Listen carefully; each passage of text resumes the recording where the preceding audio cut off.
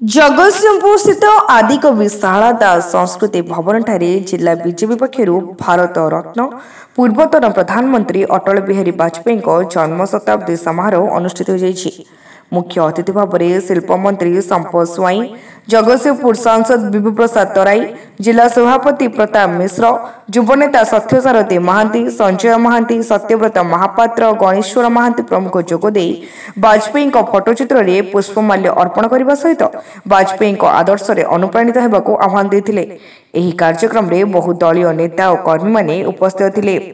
अटल बिहारी वाजपेयी एक नाम भारतीय जनता पार्टी कार्यकर्ता पे नुहति। अटल बिहारी वाजपेयी आम भीतर अंतस्रोत आम कार्य कर प्रेरणा पार्टी को समृद्ध करने जदि आम सर्वाधिक प्रेरणा कौटी पाइकरी मो भाया शह शह कार्यकर्ता पार्टी रे जोड़ी होते ताले सी होचंती अटल बिहारी वाजपेयी। जगतसिंहपुर दृष्टिकोण आज मोदीजी माननीय मोदीजी कहते पूर्वोदयर कथा एवं पूर्वोदय विकास रे पारादीप ही मुखशाला हम ये मुखशालार फाउंडेशन विकास फाउंडेशन आईओसीएल जरिया देते अटल बिहारी वाजपेयी जिते ध्वंस स्तूप पर जगतसिंहपुर ठिया होता से अटल बिहारी ही कही विकास अर्थर अभाव रहा तेणु से जो परिकल्पना करथिले आज सारा देश रे निश्चित भाव में नेतृत्व रे एक विराट परिवर्तन आसीथिला एवं तांको नेतृत्व तांको आदर्श रे अनुप्राणित होईकी तांको प्रदर्शित पथरे आमे जदि चलिबा निश्चित भाव में आमर जो लक्ष्य अच्छी एवं माननीय मुख्यमंत्री जो स्वप्न देखिचंती एक विकसित ओडिशा समृद्ध ओडिशा गठन करने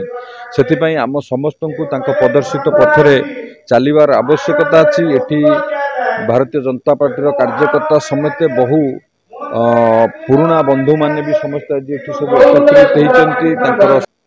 आज जो भली भाव में भारत वर्षर अर्थनीति की तृतीय बृहत अर्थनीति परिणत करिबार जो चिंता चेतना आसूची जदि वाजपेयी न था संभव हो पारि न था।